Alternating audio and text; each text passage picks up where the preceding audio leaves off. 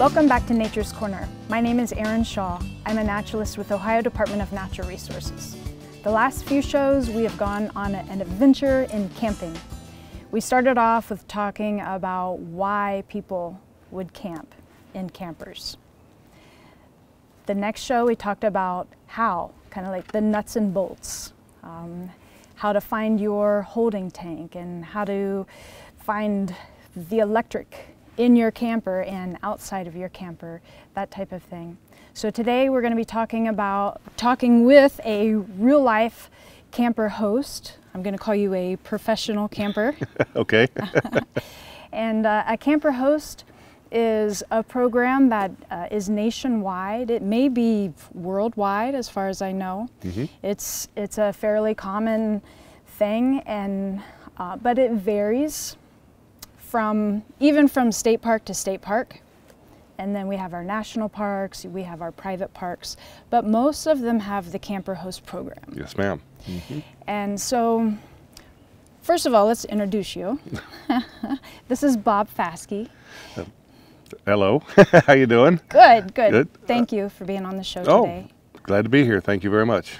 And thank you for camping. Thank you for being a camper host. Well, we love it, so we wouldn't trade it for the world. So tell us, what does it mean to be a camper host? Well, it just means taking care of the park, especially on days that people check out. We do a lot of projects around, painting numbers, cleaning up every day, making sure the facilities are all nice and clean. And but to us, my wife and I, it means getting to meet the people, all the campers. I've met full-timers. I've met just new people. First-timers. First-timers, yes. And then of course your seasoned campers. But they've all got stories, and it's really neat just to meet everybody and be part of their weekend or their week. So how's a camper host different than just a regular camper? It really is basically the same. We're just here most of the week. We stay here mostly all week. We, like I said, are just here to kind of be the liaison between the park management, ODNR, Ohio Department of Natural Resources, and the camper. We're kind of the go-between. You know, if people have issues, they can come talk to us. We can relay it, and that type of thing. So. Okay, and the benefits of which? Well, we get to stay here the whole summer, basically from May to October, or November actually. We do get a free site, but we do work for it. A lot of work, especially on Sundays and holiday weekends. Sure. But we love it. Yes. We love it. You definitely do work for it, but as long as you enjoy what you're doing most of the time. We do probably 99% of the time. There's not very instances where we don't like it. I mean, any project we're happy to do. Any cleanup we're happy to do. It doesn't matter. Every once in a while we have occasional unruly camper. That's one thing we don't really like, but it's handled very well. And you know, we try to do what we can and take care of it so it doesn't have to escalate. Sure. And it's a commitment because you come in, when did you say? You stay all summer, right? Yes, yeah, we normally start May 1st and we're here all the way through November 1st normally. Okay. Yeah. And about how many hours is your agreement? I think it's 20. We need to put a minimum of 20 hours in a week, and I'm sure we get plenty more, but it's not all hard work. You know, my wife helps in the office on weekends, and most of the projects are done during the week because the weekends are here mostly to be with and be here for the camper. Do you live nearby, or do you live full-time in your? No, we live nearby. Okay. We're about 5 miles from the campground. Wow, yeah. That's nice. Mm-hmm. Yeah. So if we have to go home for any reason, we can. We usually go home one day a week to do laundry. Everybody has to take care of that. But we're normally here most of the week. Mm-hmm. That's great. So tell me some things that you love about it. I know you said meeting the campers that come in and being a liaison with the park, and so what else? That's my favorite part, but just being able to keep the park clean. You know, it's a beautiful natural resource that we have, and we love being outside. That's the big thing. I'm not much of an indoor person. I hate winter, so I love being outside. That's probably the number one. But just being outside with the people, being able to help, teach perhaps, you know, and do any major projects or anything that the park needs. Tell me about your camping experience. You have here, is this fifth wheel? No, this is actually a travel trailer. Okay. It's what we call a tow behind. Okay. We normally call it, you know, what type of rig do you have? Yes. You know, and that's the rig is the pull vehicle plus your RV. Yeah, this is a travel trailer. It's new to us this year. This is our fourth camper, I think. We started back in '90 with a pop-up. Okay. With a pop-up camper, and moved up from there probably every few years or whatever till we finally made it to this. I'm calling this our retirement home. So, because this is where we will eventually retire in. And, Yeah. we moved up a little bit in size. Not real big because I don't have the most powerful vehicle to pull it with, but yeah, we love it. So. Very cool. Thank you. All right, so what are some tips and tricks? Like if I'm a brand new camper, I went once for an extended time, like in a rig. It was my mom. She had one that you drive. Okay. And they motorhome. Yes, Yep. they drove it to the spot and set me there, and I stayed for about a month. Okay. And really had a great time. So new campers that are coming in, what are some tips and tricks that you have that might enhance their experience? Well, the first thing I would suggest, if you know the park, if you're able to come to a park before you go to bring your RV, let's put it that way.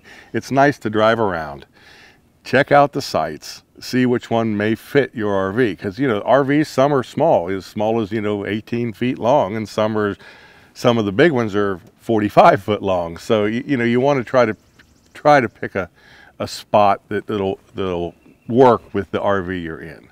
And then, you know, are you boating on the lake? Do you want to be closer to the lake? Do you want to be, you know, in the woods type of thing? Do you want a place in the woods to go in and do some hiking besides just sitting around with the RV? So it's good. That's maybe a tip, just to maybe check it out. And sometimes you can't, but most parks have on their websites, they have pictures of each site, so you can kind of get an idea what it looks like, and they'll definitely tell you what size it'll accommodate. So that's one of the things you might want to do before you come. And remember, a lot of state parks are not full hookup, so you have just electric. So you got to remember, you got to dump your system at the end of the week, or a lot of people have carts that they can dump it into, then take it. So you just got to kind of have an idea of how long you're staying and that type of thing. One of the other things is make sure that you fill your water tanks before you get to the site, because a lot of places don't have water. They'll have it in the sites that you can go up to and fill, but just remember to do that before you back in, get all set up, and then all of a sudden, whoops, I forgot my water. So that's a big thing. Right. So kind of walk us through the camping process. I guess if someone was coming in for the first time, they got a new rig, they're coming in for the first time into they're looking for a reservation site. It's Reserve Ohio, that's the website. Right, okay. And depending on what park you're going to, you know, you check on the website first. Kind of get the layout if you can, drive through the area. Okay, now we're going up to the check-in station at the entrance of the campground. What happens there? Basically, you've already got your reservations, so what normally they'll do is you'll pull up to the site, you'll give them your name and your site number that you've reserved. They'll give you normally a car tag to go on your rear view mirror, and then also they'll give you a small tag to go on your electric box, because that shows it's your reservation, you're ready to go. So And that's everything basically you need. They'll give you information also while you're there. Normally we pass out, like we have movies on the weekends. It'll be a little information sheet of what we're playing, what time the movies are, and just some ground rules on a sheet that you can check out once you have time. Okay. And then basically you just proceed to your campsite. Make sure you got your water like we had talked about, and you can go to your campsite. Okay. How do you find your campsite? Okay, it's very well marked. Here at our campground, each loop is a different letter, A through L, and you find your loop, go in your loop, and then each individual electric box has the site number on it, along with on the road right in front of your site is the number. So there's how you find it, and it's all well marked. You just come find your site, and sometimes they're facing a different way on the road, so you may have to go down and turn around in one of the loops to come back and then back into your site. And trust me, there's always people around that'll help you. Most of the time picnic tables are back up on the pads, so you may have to stop and move your picnic table off. We do that so when we cut grass and stuff during the week, it's not in their way. But just get your table out of the way, go ahead and back in, get yourself all leveled up and chalked in, and you're ready to go. And so your area is from electric box to electric box, is that what you said? That is correct, yes. That's how you tell what your campsite is. If you're looking in facing your campsite, you'll have an electric box which is your electric box that has your number on it. It'll be on the right side. So basically your campsite goes from that electric box to the electric box to the left of you. Okay. And that is your whole area. All right. Okay. Very good. Mm-hmm. And tell us some important things about the campfire. Well, first of all, we only allow to have the campfire in the fire ring. That's our number one thing, because in the summertime everything gets dry and we got to keep it contained. You sure don't want to get a big wind and all of a sudden we have an issue in the woods. Sure. That's number one. Number two is we do ask, if at all possible, please don't move the fire rings. The reason being is, it kills everything underneath it, and then of course we take care of all your ashes every week, so that it doesn't lay there. But if you start moving fire rings around, what happens is all of a sudden you'll have all kinds of circles in your campsite, and then the grass won't grow, and then we've got mud, and you really don't want that. So we ask that you try to keep them, if at all possible, in the same spot. Now we realize if you pull into your campsite and it had rained for a week before and it's laying in water, and that's a different story, but we really ask that if all possible you don't move them. Okay. And I would also ask, if you're camping, please don't put anything except for wood in your fire ring, because part of your job is to clean out the fire rings every week. Or Definitely. Is it every day? Every week? Every week. We normally do it on checkout day, which is on a weekend, on a Sunday or Monday, whatever. And if somebody stays the whole week and it gets full, and it's not hot any longer, we'll come clean it out for them, because you don't want to have all the ashes everywhere. But yes, the biggest thing for us, and the most time-consuming thing for us, is cleaning out bottles, cans, aluminum foil out of a fire pit. It does not burn. So and a lot of times the fire pits are still hot, so we have to take it out, set it on the side, let it cool till we can come back and clean it up later. So we ask, we're okay with, some cardboard and stuff to get the fires going or whatever, but please, don't burn your trash. Don't burn your trash, yeah, because it's not going to burn, because I'll be cleaning it up for the next day or two. So yeah.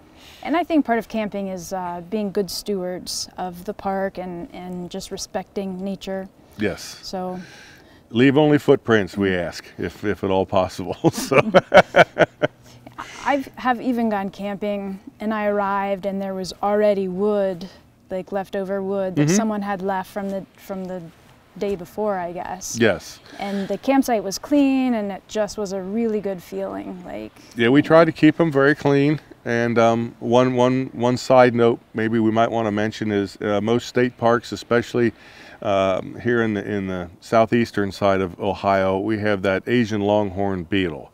Oh, okay. And we ask that you do not bring firewood out of the park. Yep. You can bring it in, of course, needless to say, bring it in all you want. But if you leave, please leave it, because you don't. This beetle can get into the wood that you've brought, and then you'll take it home, or wherever next place you go that may not have them, and the next thing you know, they're infested. So that's a really good point. So even if, let's say you brought wood from somewhere, it's best to leave it, because even while you're here, it might have gotten in your wood pile. Yes, definitely. Wow. Okay. Yes, and they're very evasive, and you don't want to start this process in another area of the country. There's a few in Warren County, and if it hits us like the emerald ash borer does, I think people didn't realize like how big of a problem this was until we've lost all of our ash trees. Yes. Now the emerald ash borer is a different bug. Right. Is another right. invasive type, and not only the ash trees, but it will kill a lot of trees. Yes. Yes. A lot of different ones. And we don't need that, because wow. For nature reasons for one, but also, trees will start to die along the campsite, and you get a big wind, and you never know. Sure. So we don't need that. Well, and along the trails and everything. On a really windy day, I watch above me as much as I watch below me because of the trees. Definitely. And the highway and everything. Yes. Yes. So. And that brings up a good point also about when you're tent camping. We here in our park here, we do not really allow you to have a tent in the woods for that reason. Sure. I mean, you can go back in the woods, you can have your chairs back there and have a good time back there, but we do ask that you do not put your tent in the woods, because you never know, middle of the night something breaks and you're not in a camper, and the tent's really not that strong. So that's another thing we do ask. So. Exactly. Yes. So that's a good point.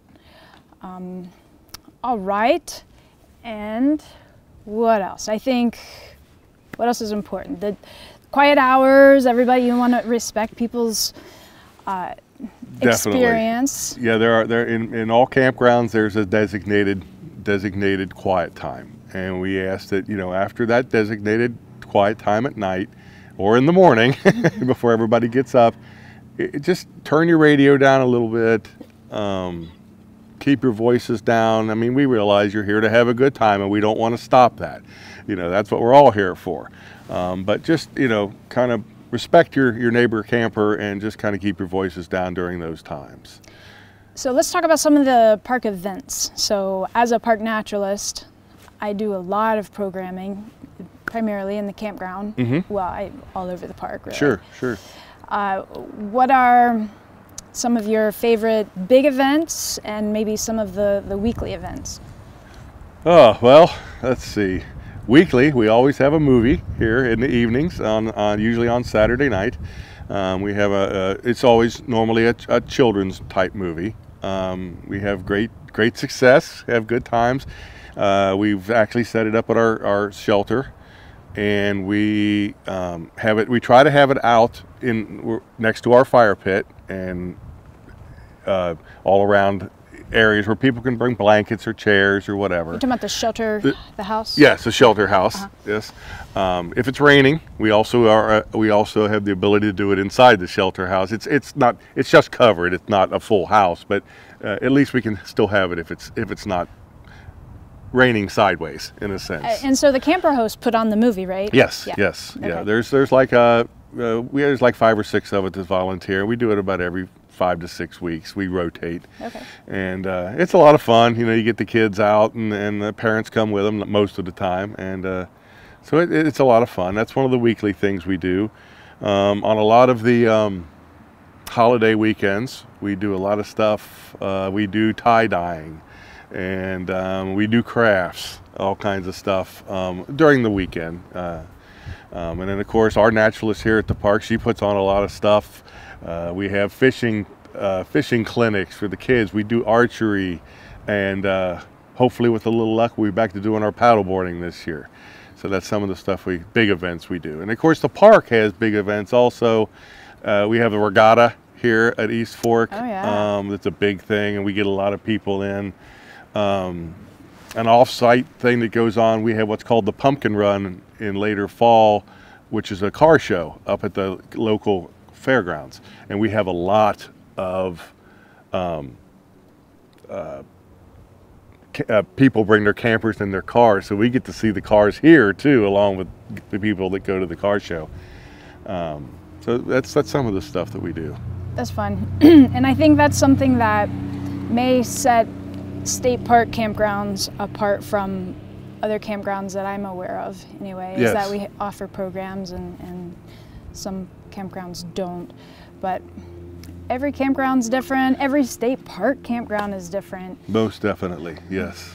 And but the experience, as far as I'm concerned, has a very common thread in that we're out here to enjoy nature, to take a break from regular life routine. Definitely, yes. To find peace of mind, to find well-being and health and the sunshine, right? Yep, yep. And just being out and being with your friends and having a good time, yeah. And even the rain sometimes. That's nothing wrong with a little rain. We can sit under an awning or what do they call a pop-up canopy and still have a good time, even if it's raining. Yeah. Yep. So, well, anything else? Any other tips and tricks? Not that I can think of, other than we do like to bring a little bit of attention, if I could, that when you're in a state park like this, and especially if you're back in the loops, please watch your speed. We have a lot of kids, a lot of little kids running around. They're here having a great time. They're not really thinking about looking, you know, going, looking. They're looking for their campsite. Right, they're looking for the campsite. They're on their little bicycles. They're doing all kinds of fun. And just please watch your speed here in the campsites. And I think it's normally 10 miles an hour. And we try to make sure that we stay with that. We'll let you know if you're going a little too fast. But that's one thing that we do ask. Okay. Can I ask you one more question out of curiosity? How did you get involved in Camper Host? Well, we camped just about at least twice, maybe 3 times a month before we became a camper host. And we'd always walk around, talk to the camper hosts. They would stop in. You know, I try to go around, and when somebody's moving in, hey, maybe move the table for them, help them out if they need help, whatever, helping them back in. And they were doing that. And I just got to talking to a camper host one day, and we became very good friends because we stayed in that loop a lot. And she liked how I interacted with a lot of the other people and the campers. My wife and I did, and she came to me one year and said, hey, we're needing camper hosts, would you be interested? And I asked my wife, and we thought about it for a while. I said, yes, we would really love to be. And we've been at it now for 4 years. So this will be our 4th year, so we love it. We really do. Well, thank you for putting the time in and for connecting with the park and the people. Oh, you're welcome. We'd love it. I'll be doing it until they throw me out. Thank you for being on today's show. Oh, you're welcome. Thank you very much for having me. Yes. I appreciate it. See you soon. Thank you. We're here now on a sunny spring day at East Fork State Park. We're with John Rosado. Yes. Thank you so much for meeting with me. Thank you. So tell us first, what is a camper host? What do you do? A camper host is a volunteer that comes out here to the park to interact with the other campers, help them if they have a problem, or something breaks down, they need a jump, they need something, they don't know how to fix something, so we do that, help them with that.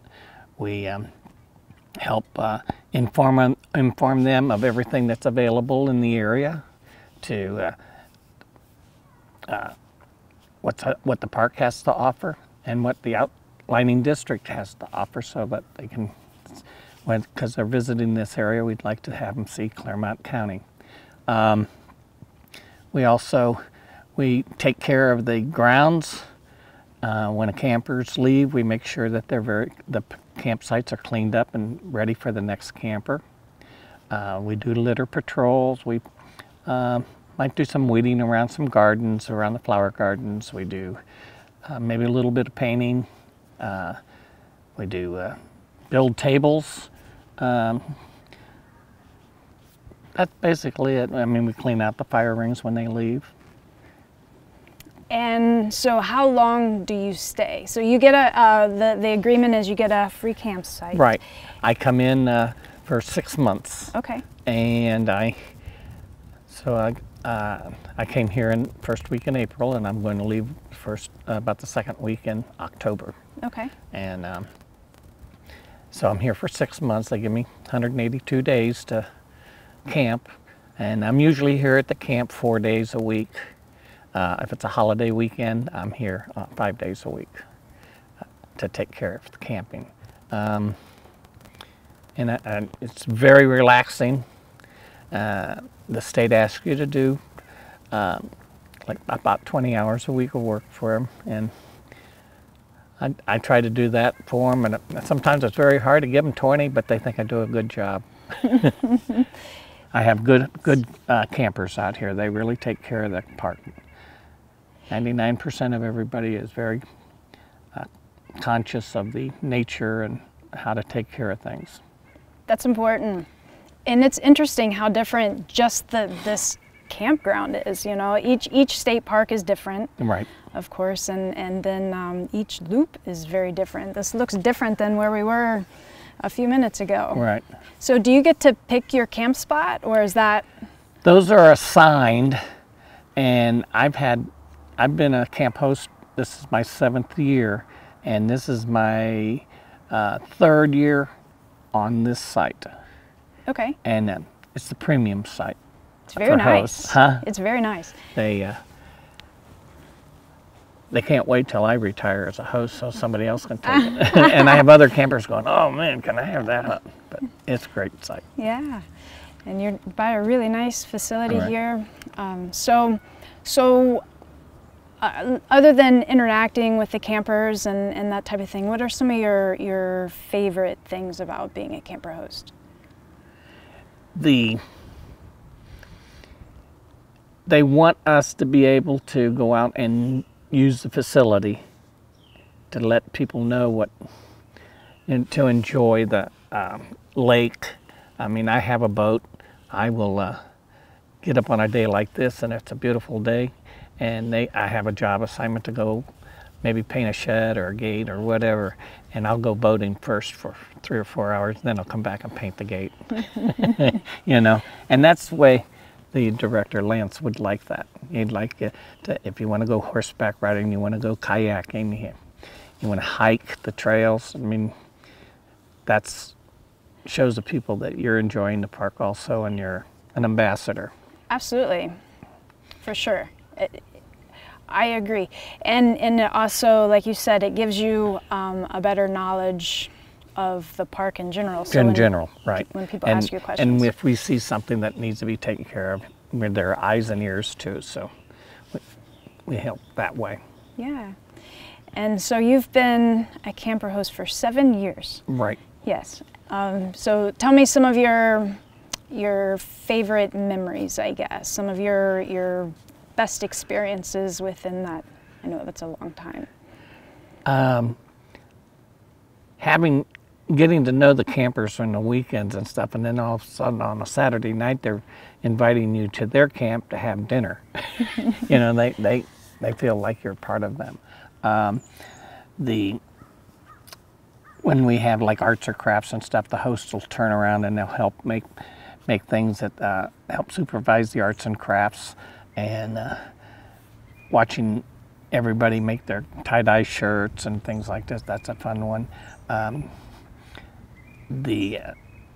Just listening to the stories of the people when you go and fishing and stuff, and tell them that they're having a great time. I just feel very relaxed when I'm out here, and this is kind of like my happy place. That's neat. So as a camper host, Have you had the same camper for the whole time? I've had 2 campers, and they both are identically the same. I had a mishap with the first one in 2017 and rolled it on I-275. And the reason for that was the vehicle that I was pulling it with was right at maximum, and I did not have a distribution hitch on the trailer, so it caused me to start swaying, and then I lost it.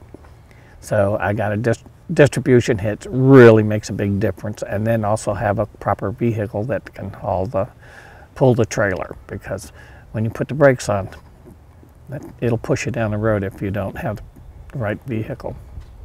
But this one has an outdoor kitchen. It has indoor-outdoor showers, LED lighting in the awnings, outdoor speakers for the radio. I've did a makeshift antenna up on the back of the trailer, but it works great. Oh, I've put noodles on the slide out so little children don't go banging into the corners. You know, when they're running and playing, they'll hit the corners of stuff and get hurt. So the noodles bounce them off. They help. It must be really interesting just looking around right now at all the different styles. Right, all the different styles. The Class A's, the fifth wheels, the travel trailers, yes. And then there are tent campers too.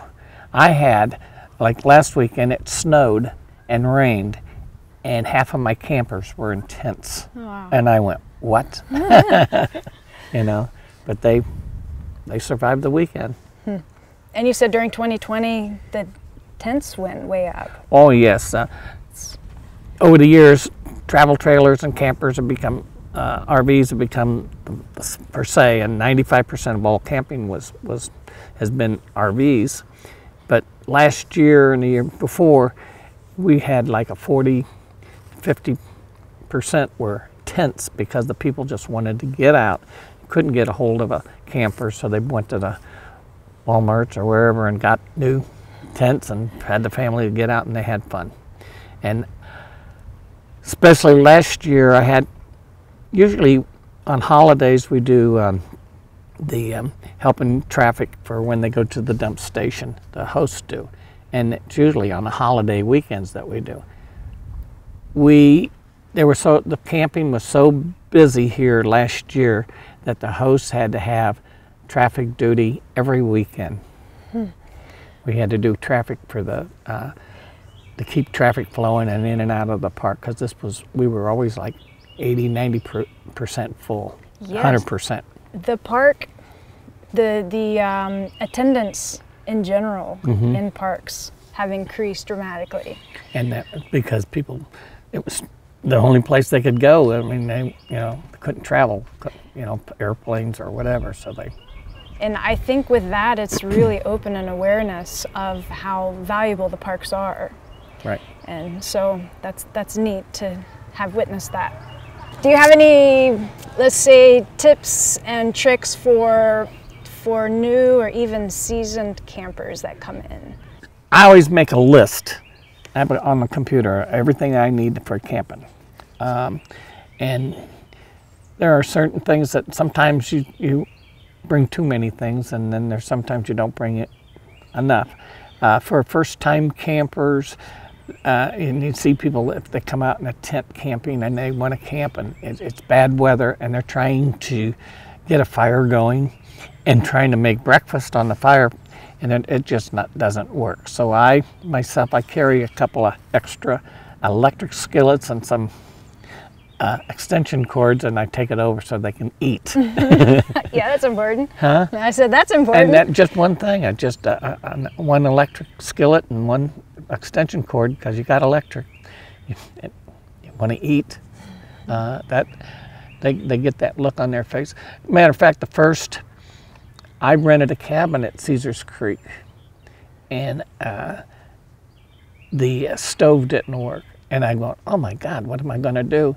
And the camper host came over and gave me an electric skillet from there. And I said, I've been camping for 30 years and never thought about ever carrying an electric skillet. Wow. Huh. And now you have extras in case if anybody else needs them. That's yes. really neat. So always prepare for the worst weather. I mean, always have foul weather gear, because we always have weather. If a big storm comes, what do you do? I try to inform the people that if there's a big storm coming, we'll open up the chase and head for the restroom here, because that's the strongest building up. Also, the tunnels underneath the drain underneath the road here, that is a tornado shelter. Interesting. They originally were built to be as an emergency tornado. Get inside there and brace yourself. And wow. Huh. That's good advice. That's about. I always tell people if they're tent camping, and one of the things is that if you're tent camping, pack your clothes in a 2-gallon Ziploc. Take one complete set of clothes, put it in a Ziploc bag, and get the air out and close it, and do all your clothes that way. If you get caught in the rain or foul weather at night, you can get up, pull a bag out, change clothes, take your wet clothes, put them inside, get the air out and close it, and you're not going to have any messes. Very good advice. I have camped in the rain in a tent, woke up in a puddle. Yeah. Everything was wet. Like I was. And the only reason I know that is because I was in the same situation, but I learned plastic bags and sealing stuff. It really works. And you said sometimes a whole family will have a whole family reunion right. together. And I might have, in this ring here, I have 28 sites, and I might have 20 of them. It's one family. That's neat. And they really, and I've had some come back every year, so. It's such a great way to get out, to break the normal routine. If I do a staycation at my house, it sounds nice, right? But if I stay home, I end up working anyway. Right. I think to me that was one of the really great things, a big aha for me was if I'm in this moment, in this place, that's where I am, and it's away from the normal everyday, and it's just a great way to spend time with your family, or maybe even if you're getting out by yourself for a bit. So there's a lot of benefits. Thank you so much. You're more than welcome. Thank you very much. Host. Thank you for being on the show today. Okay, thank you very much. I've enjoyed it. So that's it for today's show. If you have any questions, you can check us out online at ohiostateparks.gov, or we'll see you on the trails.